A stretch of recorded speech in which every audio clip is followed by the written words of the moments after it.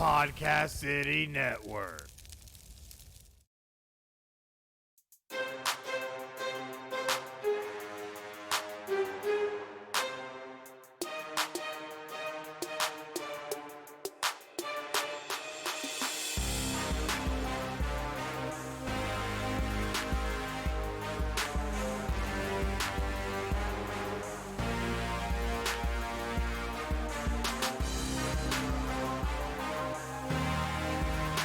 This is Final Score, your number one podcast for sports news. Here are your hosts, Chris and Craig.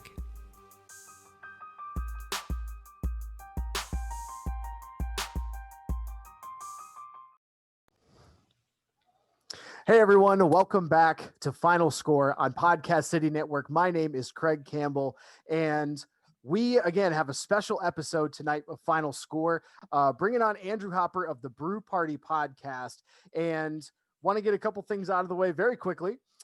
First of all, Podcast City Network, our parent network. Final Score is a proud member of Podcast City Network, and we have 19 independent podcast members across all genres of podcasting. You can find PCN on all the major social media platforms, facebook.com/Podcast City Network. Twitter is at Podcast City Net. You can search on YouTube, Podcast City Network, and of course our website, podcastcity.net, and Final Score is also there, podcastcity.net/Final Score. For all the latest from Final Score, including this interview, be sure to like us on Facebook, give us a follow on Twitter and Instagram, and subscribe on YouTube. Finally, you can find all the audio versions of all of our podcasts on Spotify, iHeartRadio, Apple Podcasts, TuneIn, Stitcher, Podbean, and Google Podcasts. Just search keyword Final Score, one word. And with that, I'm going to bring in Andrew Hopper of the Brew Party Podcast. Andrew, thank you so much for taking the time to join us tonight. Hey, Craig, thank you so much for having me. Super excited to be here. I love you guys' live streams every Sunday. You and Chris are doing great things. I appreciate you so much for having me on. Absolutely. We appreciate you having the chance to come on and talk with us as well. Anytime we get a chance to talk sports with other sports lovers, it's always a lot of fun. But I want to touch a little bit and talk a little bit about your podcast, the Brew Party. What more can you tell us about kind of the fun stuff you do over there? Yeah, man. So I'm the Brew Party Podcast. It's named after my dog, Brew. It's a quick backstory on that. My friends and I were dumb 18, 19-year-olds, started drinking beer and called it Brew. If we say Brew, the other guy would have to say ha ha ha back at each other. And my girlfriend and I blacked out one night. We got a dog, and that just became his name. And we were having a couple beverages over at my house one time, and Brew, the dog, was obviously there. And one of my friends casually said, it's a brew party. And the name just kind of stuck. And I started a blog a few years ago. And from there, I transitioned into podcasting because I felt I could convey my message a little bit more, me talking rather than writing. I mean, I do enjoy writing, but I'm definitely more consistent with talking. But yeah, we talk about sports. We talk about gambling picks. We do that every week, interviews. I'm talking about being a dad. My son is 9 months old, and that whole roller coaster and what that's like that gets thrown in there. But yeah, we just have a good time. So we grab a cold beer and we just shoot the shit, talk about sports, man. I've been doing it for about 8-9 months now. I've talked to people that I couldn't believe would ever give me the time of day, like Ryan Held, Olympic gold medalist.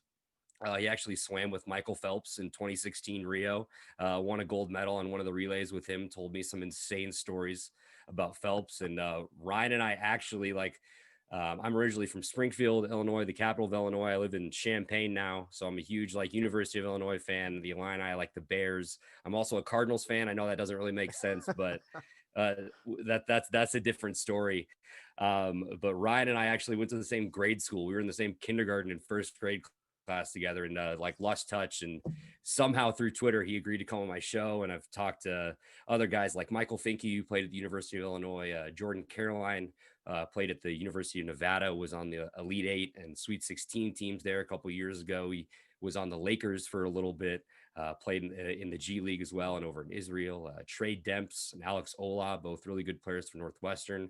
Trey Demps' dad is actually Dell Demps, former GM of the Pelicans, essential in getting Anthony Davis over to the Lakers. And then, yeah, each week we do gambling picks with my buddy Ryan. So we're currently 166, 127, and 4, plus 28.8 plus 28.38 units for any of you gamblers out there.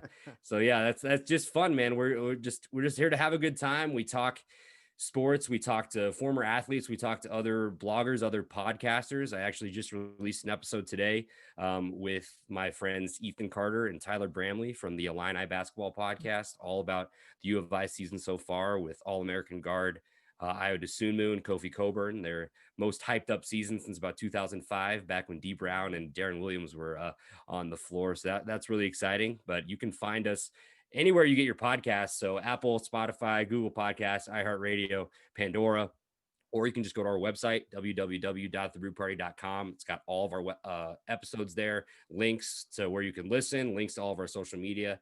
So you can find us on Facebook at The Brew Party Podcast. We're on Twitter and Instagram at The Brew Party. And then you can subscribe to us on YouTube. So youtube.com/The Brew Party, man. But yeah, we do episodes. Sometimes it's 2 episodes a week. Sometimes it is 1. It just kind of depends on what's going on, but we live stream all of those on Periscope, Facebook, and YouTube. And then the audio gets posted a couple days later. But yeah, I'm just super excited that to be here. Super excited that to talk sports, because that's really all I've ever wanted to do is just, kind of shoot the shit and have a good time. Yeah, this technology age that we live in, where we now just everyday people can get on podcasts and live stream and talk about sports. Yeah. It's awesome. I absolutely love it. But yeah, you're talking a little bit about your Illini, little Big Ten connection there. That they are absolutely crushing it. You crushed it so hard that Coach K wants to quit his season, like his non-conference season. What a joke! Oh. You think if Duke was 4-0 and undefeated in their non-conference schedule, he'd be saying that? Absolutely not. Absolutely not. Yeah, absolutely not. We chatted a little bit about that on our show last weekend, but yeah, it was there's no way. And it's yeah, if he was undefeated, like, oh yeah, because he was saying before the season, gotta have a champion. Yeah, we gotta go through, we gotta have March Madness this year. And then now he's 2-2, lost 2 losses at home, and it's no, we gotta quit the non-conference. Like yeah, absolutely. It was very quick turn of events. He going from, we need a champion. Well, I mean, that is classic Coach K, though. He's going to fake an injury when his team's down big, or it needs a assistant coach to take over as the interim. Those losses better count on that guy's record, not his. But he's a awesome coach, legendary coach. But it's just like, come on. Your team got embarrassed at home. You're lucky there were no fans there to boo you out of the gym. Yeah, absolutely.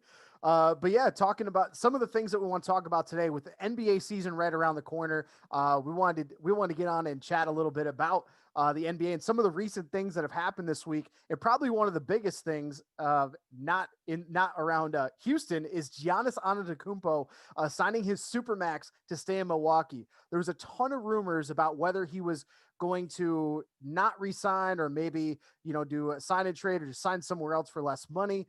But loyalty is still here in the NBA for a few of them. But what are your initial thoughts when it was announced that Giannis is deciding to stay in Milwaukee? I love it. I think it's great for the league, get a small market team that's going to be able to compete with the big dogs like the Lakers. And we're not going to see everybody go, down to these or out to these big market teams. I think it's great for the Bucks, and I think it's great for the league. Credit to Giannis for staying with the team. I mean, you can also point that he's going to get the most money for staying with Milwaukee. I think he'd be taking a pay cut of like $40 million if he wanted to go somewhere else. So I think that might have also been a factor here, but maybe you point to the moves that the Bucks made this offseason, acquiring Drew Holiday. They got DJ Augustine in. I really like their draft pick, Jordan Nwora, getting him in the 2nd round out of Louisville. I think he's going to be a really good player. But as far as my thoughts on it, I think I like it. People want to complain about super teams and stuff like that. If you are anti super team, you should be all over this move. I very, very much enjoy that we're not going to see just, only four teams with a bunch of good players on it. You know what I mean? I mean, it remains to be seen what other moves we might see during this year. It's been such a crazy year, not just in the NBA, but in sports in general. Who knows what's going to happen? But I mean, good for Giannis for getting paid, and let's hope it works out for him in Milwaukee. Absolutely. And the only one move that kind of was really a little bit suspect was that Bogdan Bogdanovic move that he Yeah. tried to do, and then we didn't really know, and they were wondering, like, is that going to be a linchpin for Giannis leaving? And really, a guy like Bogdan, like, is that going to be the move to make Giannis move? I Right. don't really think so.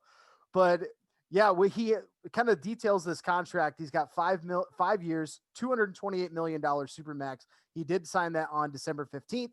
He's got to opt out after year 4. So now, since that's happened, the Bucks in their position, they're again front runners in the East. And looking at for the bettors out there, Giannis as of today, looking at it, he's second lowest second favorite to be the 2021 MVP at plus 450. So only Luka Doncic is a little bit lower at plus 400. But Right. I think with his skill set and the kind of the pieces they're putting around, you mentioned getting a DJ Augustine, who's been very serviceable in Orlando, going to get Holiday to help shore up that, basically trading out Eric Bledsoe and I forget the other George point guard. Hill. Yeah, George Hill. Thank you. Yeah. But basically trading those two for two other guys who are, more of, backcourt leaders. They're leaders on the floor. So yeah, definitely some interesting moves and great moves for the Bucks. But now with the 5 years, it basically got 4, because like I said, he can opt out after 4 years. Do you think the Bucks can win an NBA championship with Giannis within the next 4 years? Yes, but I think they need to add another piece. Obviously, you got to talk about Giannis. You talk about Chris Middleton. Can he step up? Is he a legit number 2 threat for an NBA team? And then obviously you get Drew Holiday, who's arguably the best on-ball defender at the guard position in the NBA. Surely his peers think so. I believe he was voted as one of the top defenders by the players in the NBA. So that's always a good move. He is 30 years old, though. He's getting up there in his career. Also, is he going to be asked to be more of a primary ball handler? I know he did that in college at UCLA, and frankly, he did it very well, but he hasn't been that primary ball handler, that hasn't really had to play the 1, been more of a 2 his career really in New Orleans. It'll be interesting to see how he fits into that role. Also, Giannis is going to be the primary ball handler a lot, bringing the ball up the floor. So my short answer is, in the next 4 years, can the Milwaukee Bucks win the title? I think yes, but I think they need to go get one more guy. I think they need to add one. And I'm not saying Bogdan Bogdanovic would have been that guy, but I think he would have been a very nice piece on this team. I would have been very interested to see how they would have fit him with Drew Holiday, though, because I kind of see them playing the same position. Yeah, absolutely. That would have been a very intriguing pick. With this team, everybody kind of knows that Giannis is still developing that jump shot. So he's Right. still, until he can really be a knockdown 3-point shooter, everyone's gonna sag off. So I think if the Bucks want to win a championship in the next 4 years and still keep him around, because he said he wants to be on one team for his career. But I mean, how many guys say that? And then Yeah. if it doesn't work, like LeBron said it when he was in Cleveland, he just wants to stay in Cleveland and win a title and then goes elsewhere. But I think they need to add more, like a couple more shooters. Like, even if it's somebody just off the bench, or how like Miami has like a Duncan Robinson or guys like that who can be knocked down 3-point shooters to help him a little bit. Chris Middleton's improvement has been phenomenal for them, which has been great for the Bucks.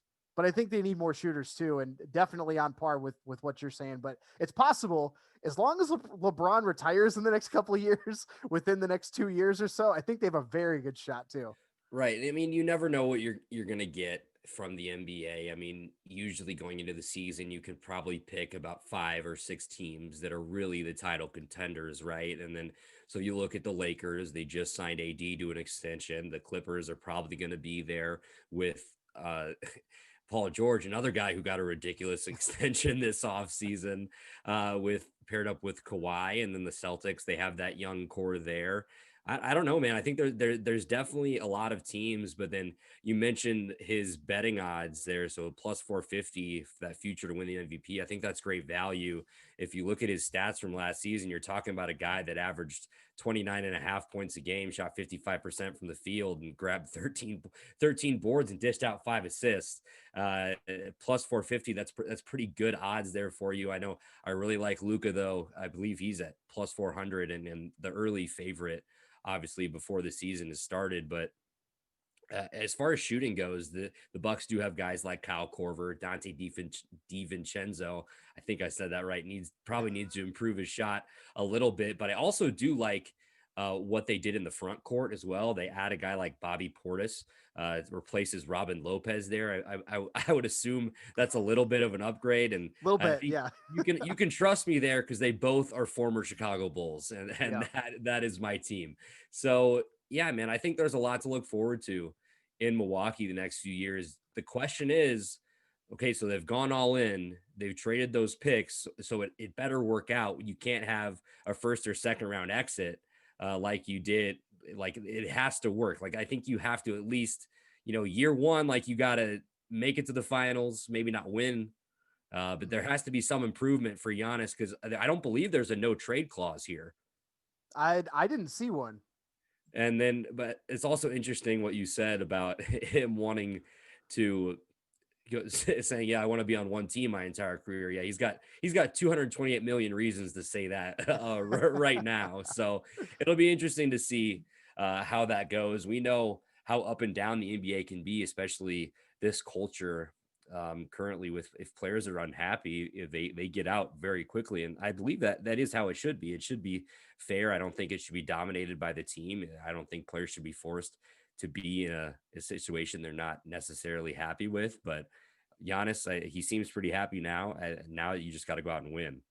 Yeah, absolutely. And you mentioned getting guys like Bobby Portis, who are very versatile scorers, and bringing them in. That's going to definitely help, because when they ran into Miami last year, and you got teams that can lock you up and they know how to defend Giannis, or at least contain him. That's where those role players really got to step up. And absolutely, so we'll see how that goes. But you mentioned it. We're kind of mentioning about teams that are making some moves, and Houston's another one that I want to touch on here, because they have just been they have the definition of blowing up your team. Right.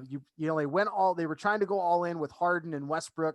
That didn't work out, was a complete failure. D'Antoni left, Daryl Morey left, and then went to Philadelphia. And now there's talks that after Westbrook got traded for John Wall, now Harden is on his way out. And from a lot of things that I've been seeing, especially through like CBS Sports, is they're talking about Houston wants to move Harden sooner rather than later. What are your initial thoughts on how this is playing out?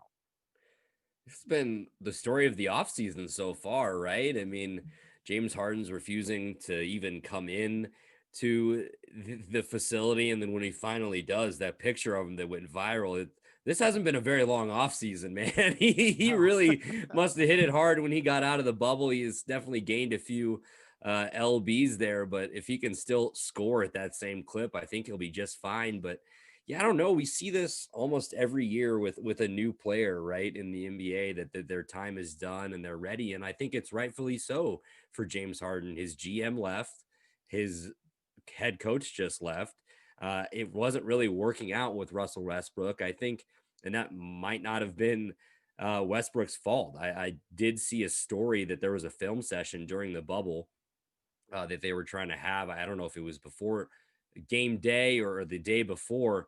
James Harden, I guess, waited till the last possible second to get his COVID test, so he was late for the film session. Westbrook wanted to start it, and they wouldn't let him because they knew they'd just have to restart as soon as James walked in. So Westbrook could have been unhappy there. I guess maybe he thought it would be more like the days in OKC, but now he's on to Washington. I'm curious to see how that'll play out, if he'll make them more of a contender in the East. I guess the East is going to be a little bit weaker than the West this year.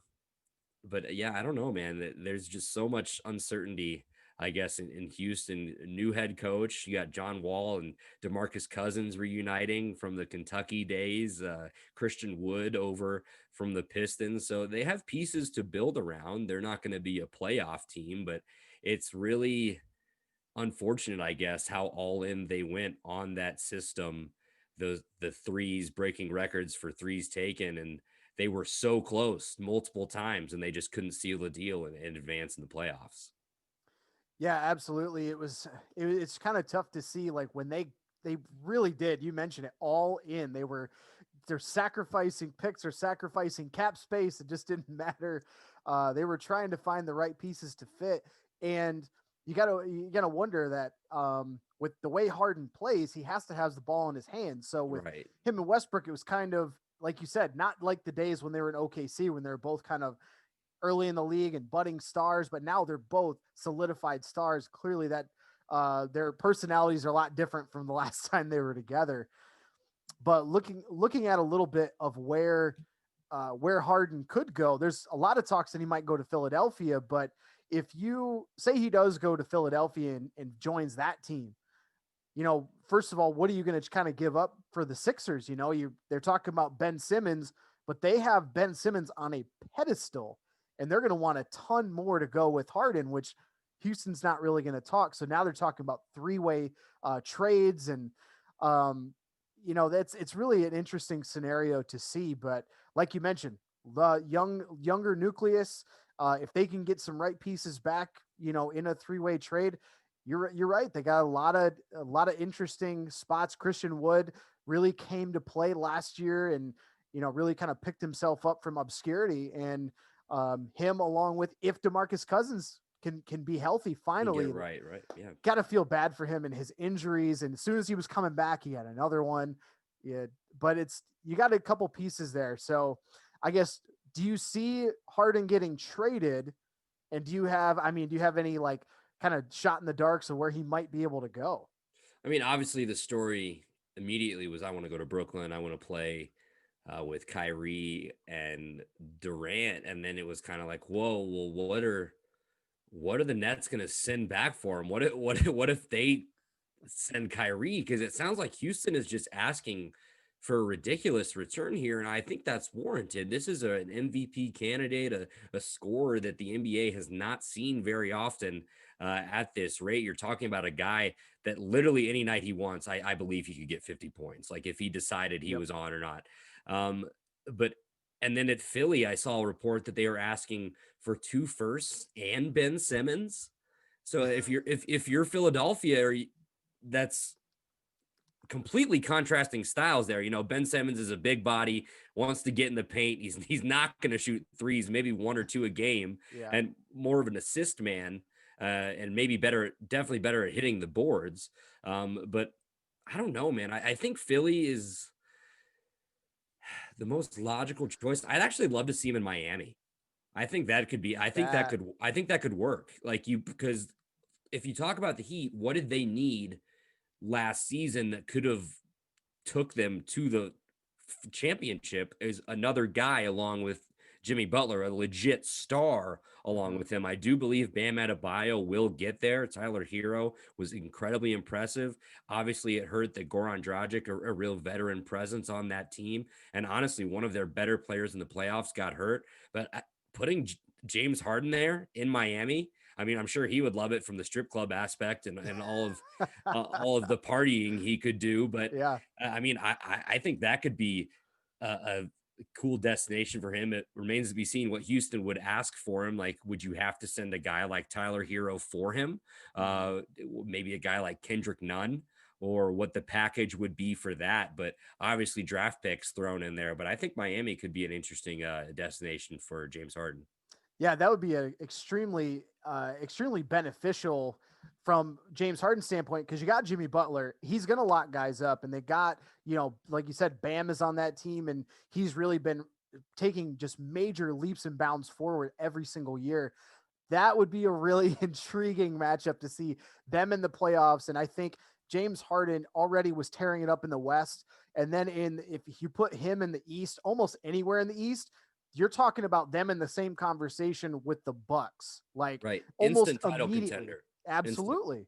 And Absolutely. it's interesting because how it's kind of evolved, right? Where it's, well, I want to go to Brooklyn. Okay, I'd be okay with Philly.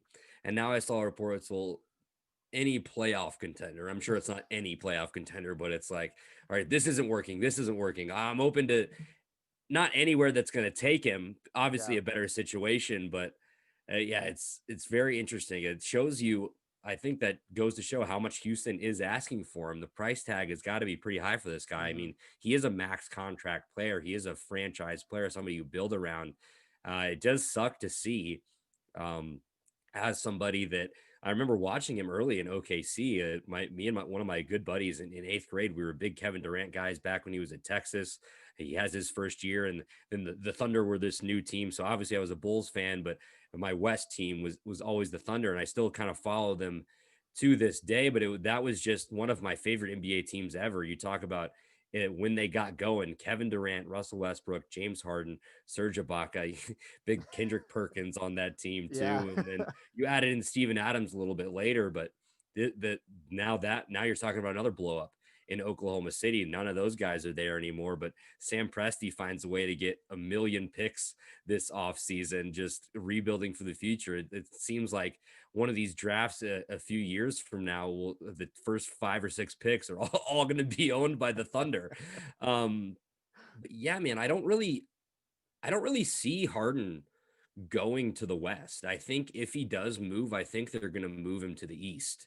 Um, but if you're Houston, it's a complete blow up. You know, you lose Morey, you lose D'Antoni. I don't remember their new head coach was an assistant, right? Yes, I believe so. So how different is the system going to be? Does he have the same philosophy there as D'Antoni? I couldn't tell you that, but I mean, and let's not act like John Wall is a bad player. This is an all-star caliber guy who's had his share of injuries as well. It's going to be interesting, man. I'll be curious because that'll be the storyline. This NBA as the NBA season gets going here is where Harden's going to end up, how long he'll be in Houston. I believe he came out and said he's just focused on playing with the Rockets right now. So Of course, he's got to say of that. course, of that, like what do you want him to say? Yeah. But he showed, at least he started to show up. I guess we'll leave it at that. That is true. They did set the playoff or the trading deadline in mid-March, I think. Right now, I think I heard that today. Yeah. But it'll be really intriguing because it also goes to show how bad this relationship has gotten between the Rockets ownership, not even management because they're all changed, but ownership and Harden. Because, like you said, there was a really high asking price, and it was one team, then it was two, and now it's just any playoff contender. But yeah, really intriguing. But he's still, like you said, he's one of the best players in the NBA. Can absolutely drop 50 anytime he wants. So I think it's going to be looking at his contract a little bit. He's still got a couple of years left. I think he's getting 40 plus. I'm waiting for my notes to load up here, but I think he's got like 40 plus million total left for the next 2 years, I think, with a player option. So that's a lot of money to try to salvage and bring somewhere. So we'll, definitely see how that plays out. So definitely looking forward to seeing where he goes and kind of how they end up. His base salary right now for 2020, 2021 is 41 million. Total cap it at 41 million. Next year it jumps up to 44. That's what it was. In 2022 it jumps up to 47. So whoever is trying to take this contract on is going to have to do a lot of maneuvering.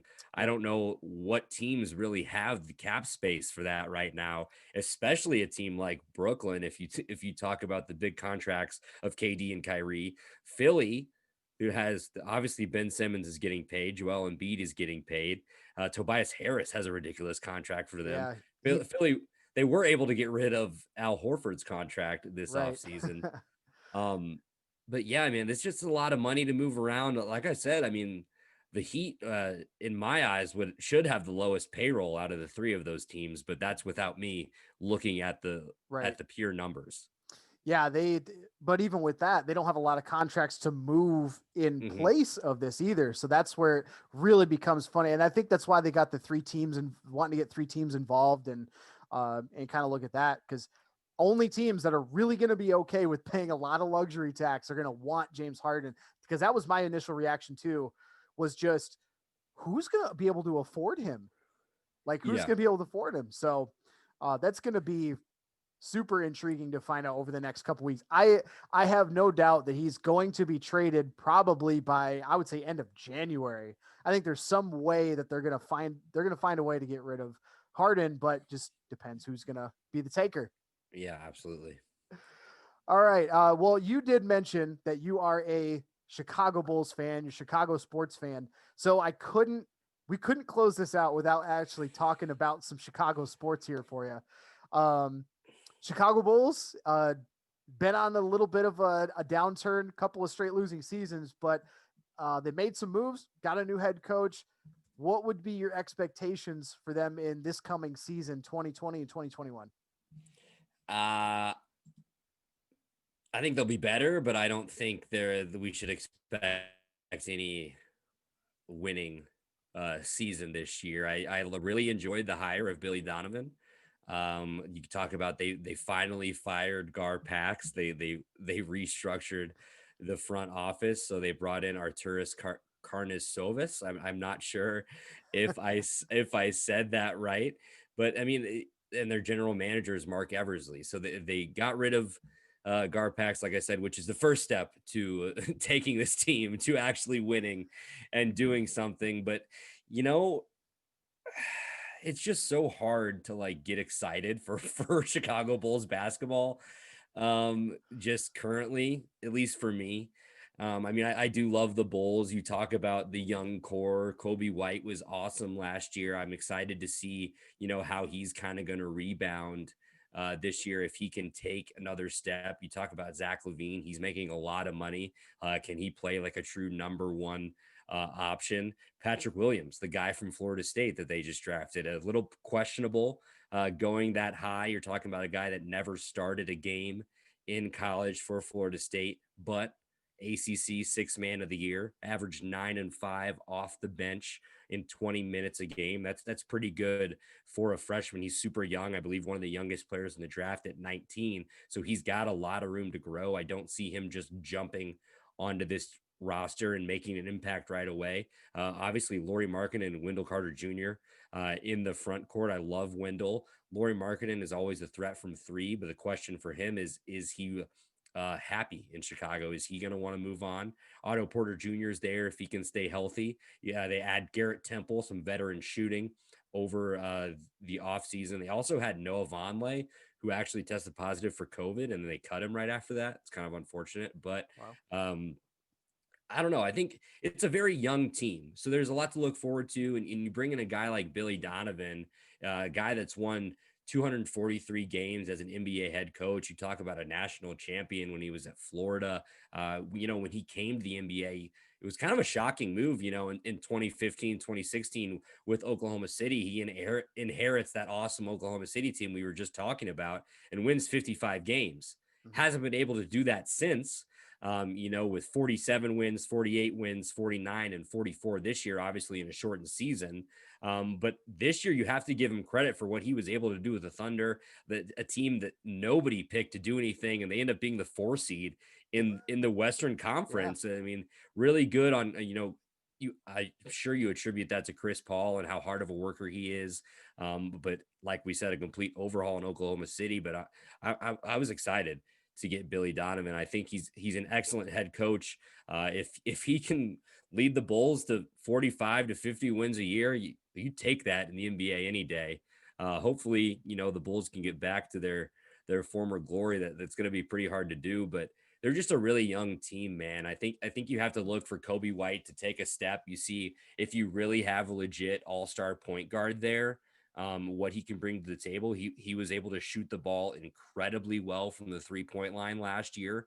I believe it's almost 40% from three, if not higher than that. So it'll be exciting, obviously, to have NBA basketball back. Just to have any sports back in this climate is great, man. But as far as expectations, I go maybe 30 wins, because I just don't. Do you look at the Bulls roster and you think, why does it really jump out at you? Like, wow, that's a lot of talent for an NBA roster. It's just a group of young guys, I think, that are going to try to figure it out. I also really like Thomas Satoransky. You know, they got him from the Wizards last offseason, kind of a veteran presence at backup point guard. Does he take away minutes from Kobe White that Kobe could be, using to develop a little bit more? I don't know. But I think Billy Donovan has a lot of work to do, but so does this front office. Chicago used to be a destination for free agents. I'd say used to be quite a while ago. It doesn't seem like that very recently, but I don't know, man. It's just that's what I think about this season for the Bulls so far is I don't know. I'd love to see them do well. Do I think it's going to happen? No, I think they're going to be a lot of growing pains. Love the new City Edition jerseys though. Yeah, I definitely love what they're doing with those City Edition jerseys. I think the one benefit that Chicago has is that look at the rest of the East. Outside of the top couple of teams, there's still a lot of young teams in the East. I mean, you still got just in the own division, Cleveland's still rebuilding. The Pistons, my Pistons, still don't know what the hell they're doing. Great draft, terrible free agency in my opinion, but that's just the par. But it goes to show kind of all it takes is if you develop one star like Giannis did in Milwaukee. Milwaukee's a small market, and now it's kind of a destination for some players at least. And you think about Giannis in Milwaukee, man, he was like the 13th pick, 13 or 15, yeah, like something like that. And it's always a joke I make about the Bulls. And so that's why they drafted Patrick Williams at 4, because they're so used to drafting 7, which they've had for like the past million years. They just drafted like they were still drafting at that 7th position, man. But it's not to say that you can't find a stud, and I'm not going to say that Patrick Williams is turning into Giannis Antetokounmpo, but he is a young, raw prospect like Giannis was at the time he entered the league. So I'll be curious to see how they're able to develop him. And he's that 6'9" long body, which the Pistons went out this offseason and got a lot of guys like that as well, because I think that's what the NBA is transforming into. It's that positionless basketball, guys that are long and athletic that can handle and shoot.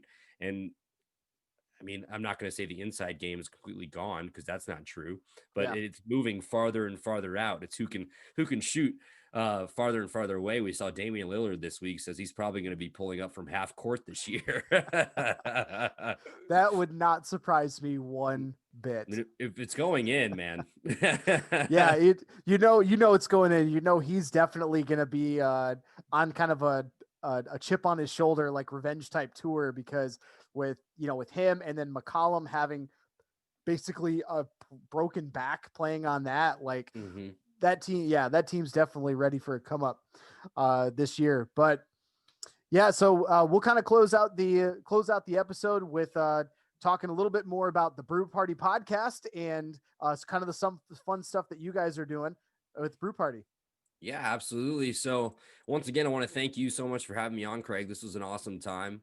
Go Bulls this year. Like I said, I hope I'm wrong. I hope they're contending for a playoff spot in the East, but I mean, who knows who can sneak in to that 8th spot in the East. I mean, it definitely will suck as the Bulls are trying to build a little bit farther on this, the rest of, I guess, not this year, but going forward into future years, you got to contend with teams like the Pacers, who have done a great job in contending for playoff position, not necessarily winning playoff series, but getting there. And then obviously Milwaukee, who now title favorites or title contenders, we'll say that. But that's all I got on the NBA. As far as the Brew Party goes, I'd love if you guys would check us out. Like I said, we release usually every Friday. Sometimes we'll have special bonus episodes that come out on Wednesday. We do live stream all of our interviews on Facebook, YouTube, and Periscope. So on Facebook, just search at the Brew Party Podcast. You can give us a follow and a like there. We really appreciate that. On Periscope, it's just at the Brew Party. And then YouTube, it's www.youtube.com/The Brew Party, or our website is www.thebrewparty.com. And like I said, so we talk to athletes, we talk to other podcasters, we talk to bloggers. I've talked to reality TV stars. My buddy Alex Menard, He's actually been on Naked and Afraid and The Amazing Race. So he's been on Naked and Afraid twice. So just the regular Naked and Afraid and Naked and Afraid with Sharks. Survived 2 challenges now. He's an absolutely insane person. But that was a really fun episode. I've talked to a rapper, an artist who has over 500,000 streams on Spotify. My guy Bizzati does my intro and outro music. 2 new singles out for him now on all platforms. Go check those out. And then, other athletes, like a couple weeks ago, I got to talk to former University of Illinois running back Reggie Corbin. He's 12th all time in Illinois history in yards.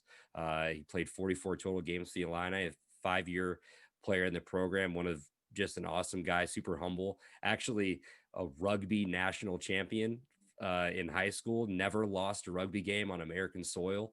Wow. Played high school rugby with Ben Sema, who currently plays for the USA Rugby Sevens. Then we got big stuff coming up as well. Former University of Illinois volleyball player Beth Prince coming to the podcast soon, as well as Twitch streamer, Las Vegas Inferno gamer, or Ryan Smith, Smitty2447.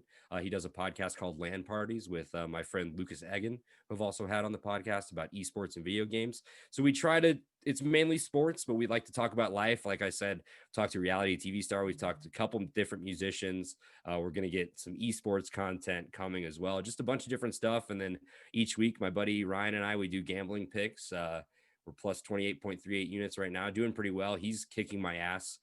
He's a lot better than I am. Yeah, I heard your record the last couple of weeks, man. That's pretty rough. Dude. So last week I went 5-2-1. Before that, I was 7-17 the last 3 weeks. And the week before that, I was 7-1. So this week it's probably another drought coming up, man. I just could not pick anything correctly. I mean, the NFL has been so rough the past couple of weeks. Everything I've thought would happen it's just been the opposite. So I'm just starting any pick that I like. I'm taking the opposite of it. I just got to fade myself. But that's pretty much what we do over at the Brew Party, man. We interviews, hot takes, gambling picks, just having a good time, trying to spread some good vibes and having a drink, having a cold one, just shooting the shit, talking about sports. I'd love to get you on here in the future, my friend. Absolutely. I'd love to join. Sounds like a lot of fun, and hearing some of the episodes that you guys have done. You guys are doing some awesome stuff over there. Looking forward to seeing more of it soon. As you mentioned, at the Brew Party on Twitter and Instagram, and at the Brew Party Podcast on Facebook for social media. So check that out. And thank you so much again, Andy. Look forward to having you on again. And enjoy this weekend. Hopefully you do well with your picks this weekend. Hey man, I'm going 8-0 this weekend, Craig. You That's the spirit. I actually have 2 bets that are going right now that I need to check up on. My first 2 of the weekend. I hope they're going well. Let's hope, since I'm not watching, that'll make sure that they're going better, man. But thank you so much for having me, man. I love what you guys are doing over at FinalScore. Keep killing it. Anytime you would like to have me, I would be humbled and honored to join you, my friend. And then we'll get worked out when we get you on the Brew Party here in a few weeks. All right, man. Sounds good. Thank you so much, Andy. Have a good night, and we'll talk soon.